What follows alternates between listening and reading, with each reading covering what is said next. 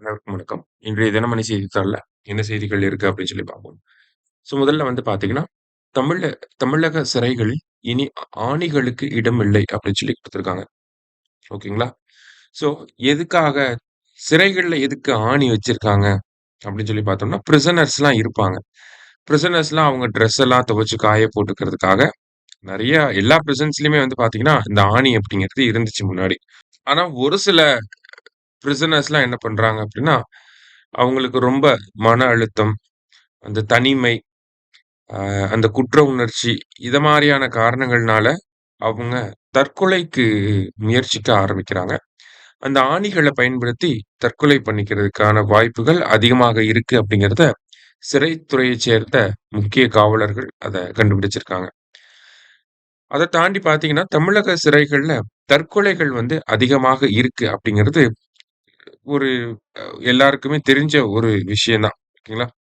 தேசிய அளவுல தற்கொலைகள் அதிகமா நடக்கக்கூடிய சிறைகள் அப்படின்னு சொல்லி ஒரு பட்டியல் இருக்கு.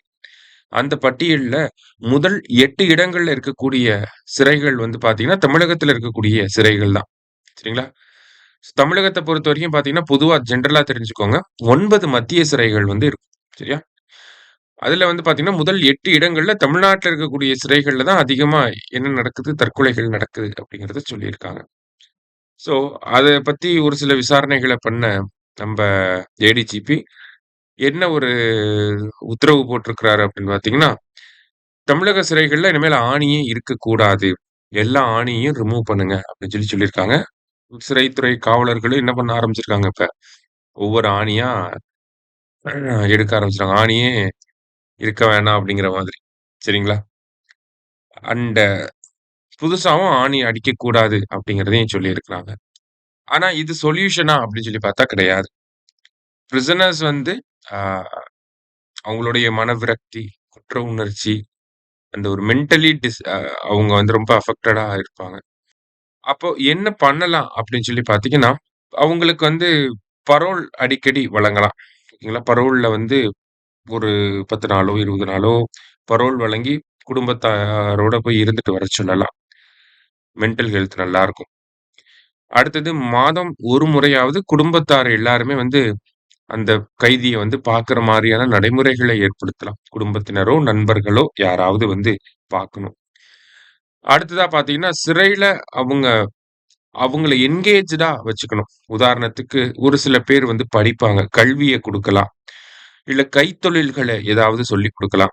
நூலக வாசிப்பு, நூலகம் அந்த வாசிப்பு பழக்கவழக்கங்கள் அதெல்லாம் சொல்லிக் குடுக்கலாம். சுய தொழில்கள் ஏதாவது பண்ணலாம். இந்த மாதிரியான நடவடிக்கைகள எடுக்கிறப்ப தான், அவங்க தனிமையிலிருந்து வெளிய ஒரு ஒரு அவங்க லைஃப்க்கு ஒரு பர்ப்பஸ் இருக்கு அப்படிங்கிறத நினைக்க ஆரம்பிப்பாங்க. சரியா? ஸோ அதுதான் ரியல் சொல்யூஷனா இருக்கும் அப்படிங்கிறத, அந்த மனித உரிமை ஆர்வலர்கள்லாம் சொல்லியிருக்காங்க. ஓகேவா? அடுத்ததா பார்த்தீங்கன்னா, கைபேசி வழி அவசரகால எச்சரிக்கை நடைமுறை அறிமுகம். நாடு முழுவதும் பரபரப்பு அப்படின்னு சொல்லி குடுத்துருக்காங்க. அதாவது ஒண்ணும் இல்ல. இன்கேஸ் திடீர்னு ஏதாவது ஒரு டிசாஸ்டர் ஏற்பட்டுருச்சு அப்படின்னா, மக்களுக்கு இன்ஃபர்மேஷன உடனே தெரிவிக்கணும். ரியல் டைம்ல இன்ஃபர்மேஷன தெரிவிக்கணும். அதுக்காக நம்ப அரசாங்கம் மத்திய அரசாங்கம் ஓகேவா? மத்திய அரசாங்கம் என்ன பண்ணியிருக்காங்கன்னா, ஒரு புது டெக்னாலஜிய டெஸ்ட் பண்ணி பார்த்துருக்காங்க. தொலைத்தொடர்பு துறையில இருந்து. அது என்ன டெக்னாலஜி அப்படின்னு சொல்லி பார்த்தீங்கன்னா, செல் பிராட்காஸ்டிங் அப்படின்னு சொல்லுவாங்க. அந்த டெக்னாலஜி பேர். ஓகேவா? இப்போ ஒரு ஜியோகிராபிக்கல் லொகேஷன் இப்ப எக்ஸாம்பிள்க்கு தூத்துக்குடி எடுத்துக்கிறோம் அப்படின்னா, தூத்துக்குடியில இருக்கக்கூடிய எல்லா கைபேசிகளுக்கும், எல்லா ஃபோன்களுக்கும் பார்த்தீங்கன்னா, ஒரே நேரத்துல ஒரு மெசேஜ் அனுப்புவாங்க. சரியா? இந்த மாரி தூத்துக்குடியில ரொம்ப மழை வரப்போகுது. அந்த மாரி ஒரு எமர்ஜென்சி மெசேஜ அனுப்புவாங்க. அது நமக்கு என் ஃபோன்ல இன்டர்நெட் இருந்தாலும் சரி, இல்லைனாலும் சரி, எனக்கு அந்த மெசேஜ் ரிசீவ் ஆயிரும். அந்த மெசேஜ் ரிசீவ் ஆகுறப்ப தனியா ஒரு அலாரம் மாதிரி ஒரு சவுண்டோட ரிசீவ் ஆகும். சரியா? ஸோ அந்த ஒரு செல்ஃப் பிராட்காஸ்டிங் அப்படிங்கிற அந்த டெக்னாலஜிய பேஸ் பண்ணி நேத்து இந்தியா ஃபுல்லா என்ன பண்ணியிருக்காங்கன்னா, அந்த எமர்ஜென்சி மெசேஜஸ் அனுப்பி பார்த்துருக்காங்க. ஒரு டெஸ்ட் பண்ணி பார்த்துருக்காங்க.